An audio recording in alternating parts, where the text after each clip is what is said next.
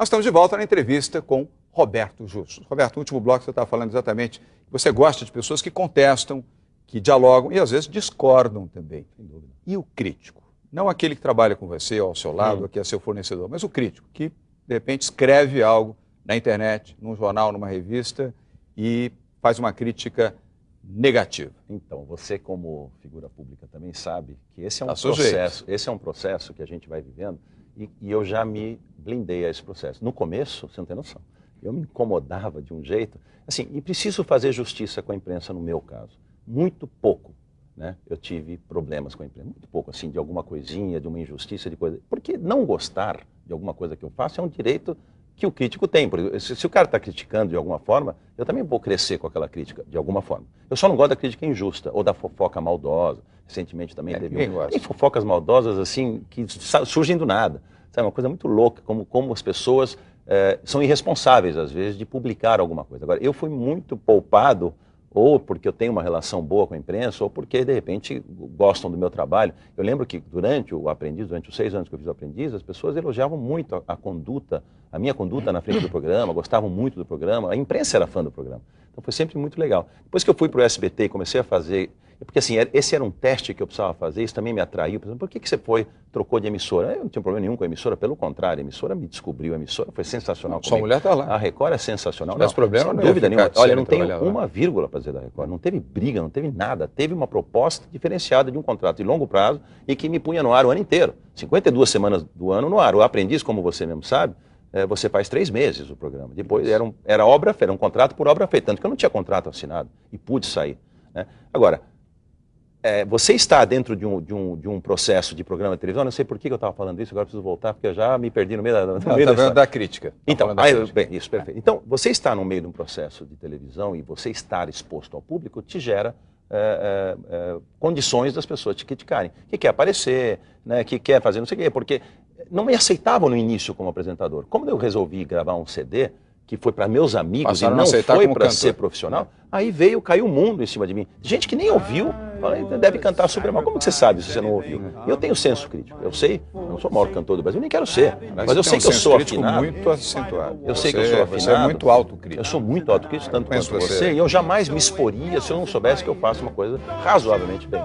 E não é uma carreira que eu quis seguir. Mas você fica ainda chateado quando alguém escreve? Não fico chateado, eu só quando falam sem ter visto, entendeu? Então, de graça, incomodados com o sucesso alheio. Já se falou nesse país o quanto, né, uma pessoa que se destaca por alguma coisa, bem feita ou mal feita, acaba sendo criticada às vezes de graça. Você tem que estar preparado. Isso só incomoda. Agora, me blindei, viu? Aprendi a não me preocupar tanto com isso. Não que eu seja isento de... Né? Óbvio que eu leio as coisas, óbvio que eu prefiro ser elogiado. Você ainda não está tão zen assim. Não, não sou. Mas reage bem menos. Você não prefere ser elogiado do que criticado? É ser humano. Nós somos seres humanos igual qualquer um que está lá em casa vendo a gente. Claro. Isso é natural.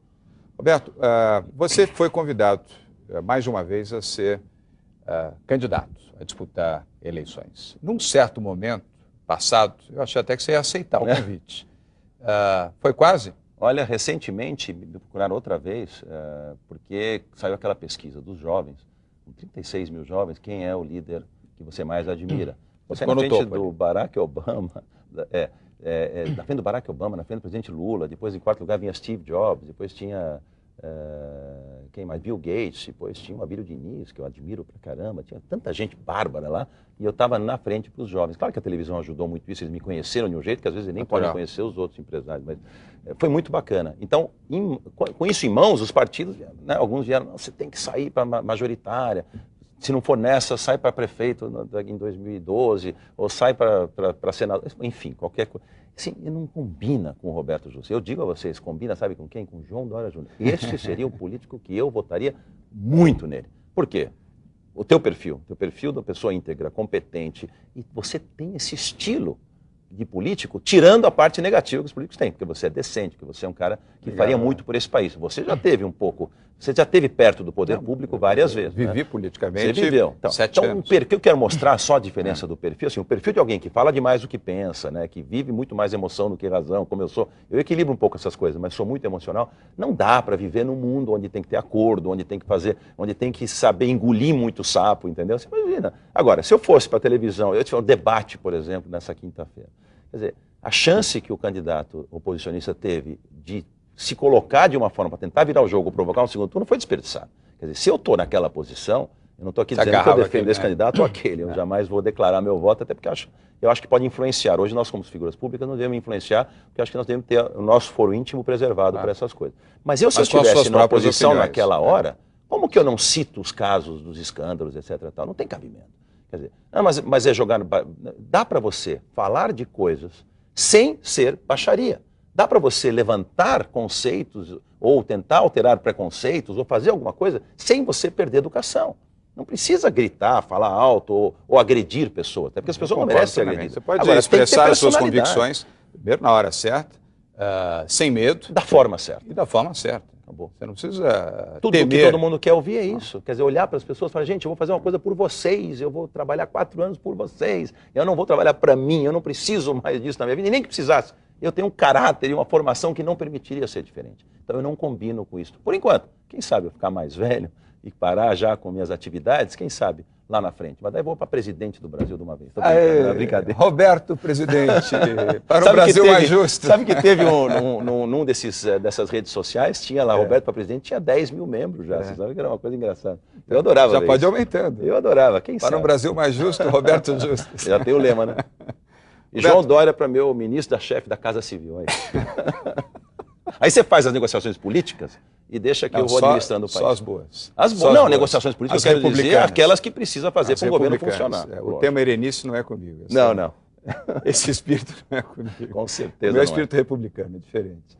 Roberto, qual é o erro que você não perdoa em você? Porque você é muito rigoroso, você deve fazer sua autoanálise, você deve fazer ao final de cada dia ou ao final de cada período, sempre aquela análise, onde eu fui bem, onde eu fui mal.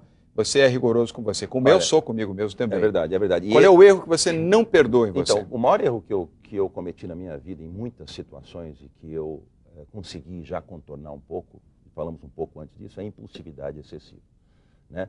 Então, assim, eu era muito mais jovem e as reações eram muito impulsivas. Então, assim, eu não aguentava uma injustiça, eu já queria partir para a jugular das pessoas. Né? E usando, nunca fui agressivo fisicamente, mas eu usava um pouco da inteligência e tentando...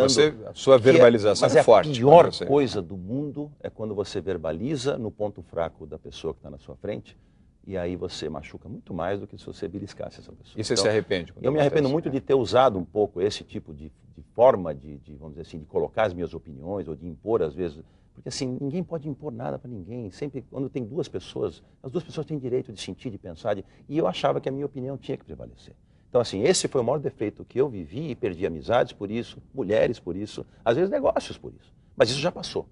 Hoje não mais? Mas de jeito nenhum, assim, consegui dar uma volta por cima disso. Às vezes, uma ou outra situação, eu reajo, às vezes com uma impulsividade um pouco maior do que eu gostaria, mas eu já me policio tanto que isso já não me prejudica mais. Acende a luz. Eu respiro, antes de ir para o segundo tempo. Eu não vou. E aí eu consigo, de uma forma tão... Essa energia que eu desgastava depois, para corrigir as situações que eu mesmo prejudicava. Agora você investe na tolerância. Hoje eu investo, eu consigo fazer ela para meu favor hoje. Então eu consegui fazer um defeito grande e trabalhar hoje a meu favor. Bela medida. No próximo bloco nós continuamos essa ótima entrevista com o apresentador e empresário Roberto Justo. O Show Business volta já já.